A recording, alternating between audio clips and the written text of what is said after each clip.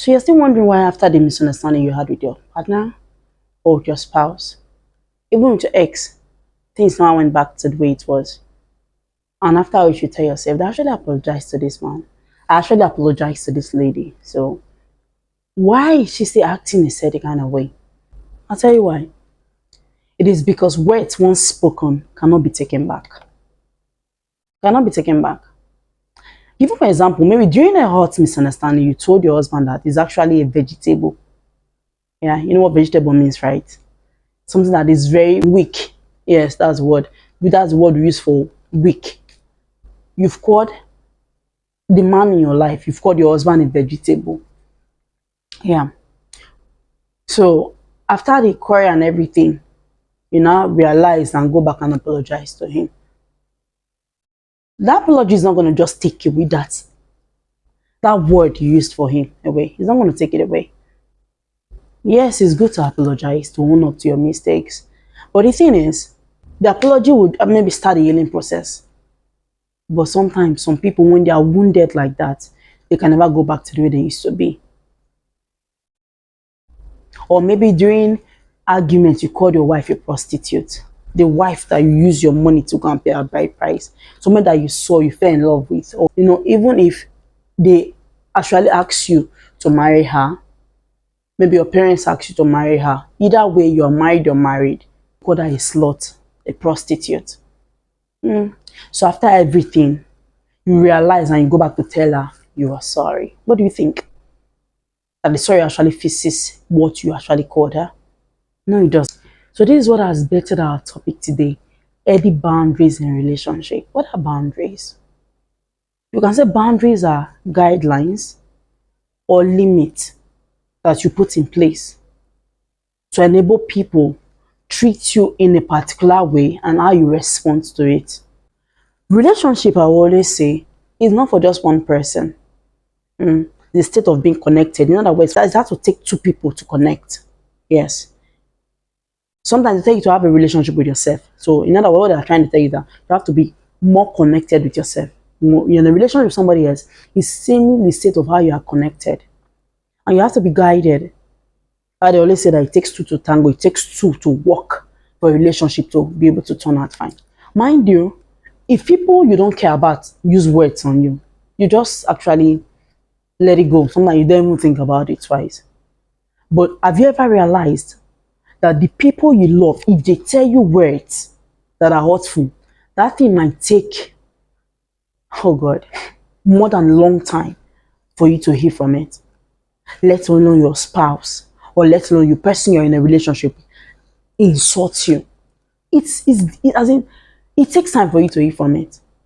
Yes. So what I mean by boundaries in a relationship is simply setting a limit to which everything should end.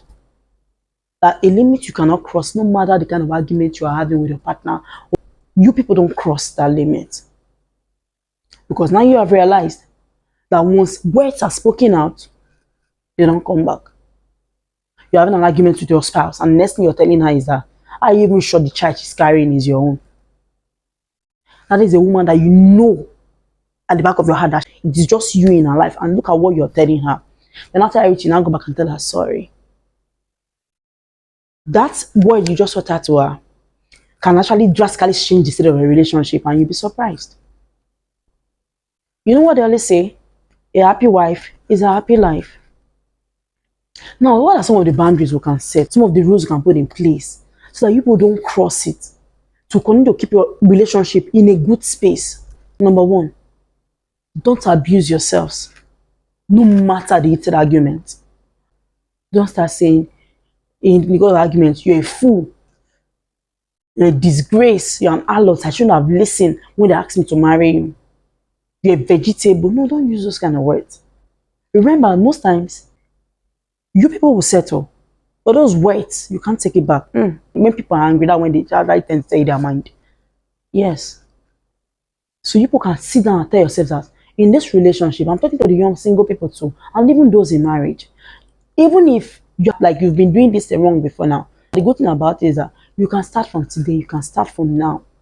Sit your partner together and tell him or her that there's one I want us to cultivate. Number one, Let us stop abusing ourselves. No matter the heated arguments, we will never abuse ourselves. You can actually argue. For an instance, take your place of work as an example. When you argue with your colleague, you don't call them harlot. Yes, you have healthy arguments at your place of work, right? You don't start calling them vegetable. You don't start calling them fool or anything because you know that there are rules in your organization that kick against that. Yes, you'll be queried. So same also is your relationship. Number two, you can tell your spouse that no matter what is going on, whether it's raining cats and dogs, you will always eat your wife's food. And men actually brag about it. Me, when I'm angry with my wife, I don't even eat her food. She will waste her time and cook. I will never mind her. Don't do that. No matter disagreement, say I won't cook my husband, I'm going to beat it. Remember, you are the pillar of your home as a woman. God has put that family in your hand to care for as a mother. You are the woman in that relationship. Yes, the caregiver. That's what I'll use. Every girl, young or old, we're all caregivers. Don't say because you have an agreement with your spouse, then you're not going to cook. No. In fact, cook his favorite.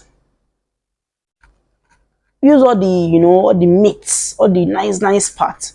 Make it delicious for him. Put the food on the table. Even if you're angry, call him, my husband, your food is ready. And you as a husband, if you are the one that is upset, you go, you eat your food properly, you tell her thank you for preparing that kind of delicious food for you. Then you can leave and continue where you want to continue. What does that show? It shows that you actually honor your wife, like what the Bible says, that you should honor your wife. Yes, you appreciate her effort she put in that, making that food. And most times, you see, the fact that you took that time to make that food for your husband or for your partner, and the fact that your partner ate that food, even when people are maybe having one or two arguments, it shows that people can easily work things out. Yes, because while eating, it might just start talking without even realizing that we're both angry at ourselves. So it is very important and paramount that no matter what is going on, always come back home, eat your wife's food. Number three, except for work, I will never sleep out because I'm angry with my spouse. These boundaries you're setting, some might not make sense to you now, but as you practice it, you see that that's the best thing you can do for your children, you can do for your spouse. Even if you have an argument for you when you work, as a woman or as a man, you must come back home. As in coming back home to sleep is a must for two of you. It's a must for two of you. Don't say I'm angry at my wife, I want to go and sleep in my friend's place. Be careful, because you don't know where temptation will come from.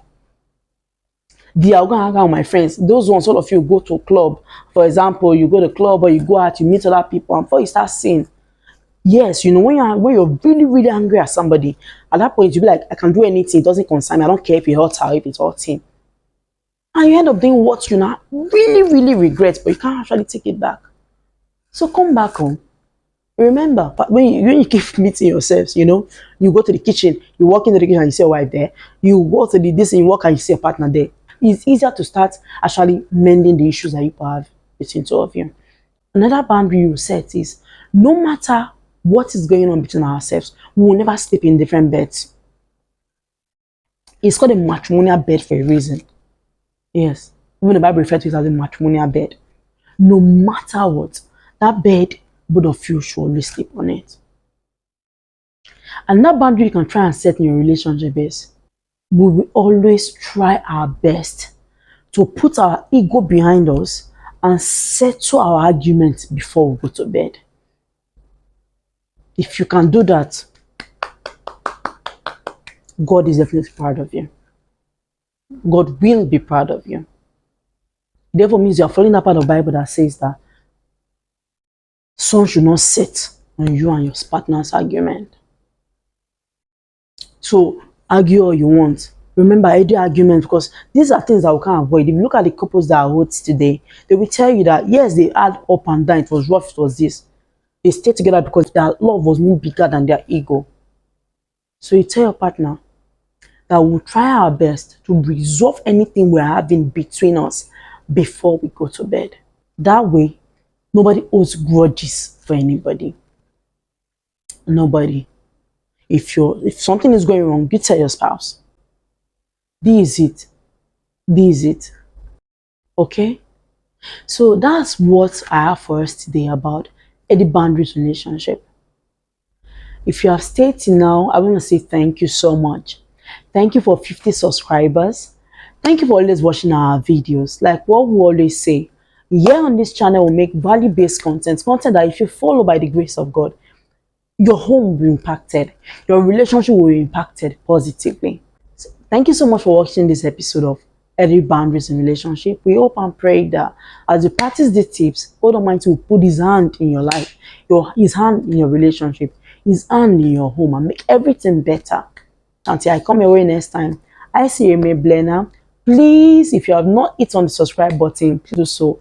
Hit on the subscribe button, because that's a way of supporting our channel, so we can bring up more value-based content. Thank you so much. Until I come your way next time. Bye.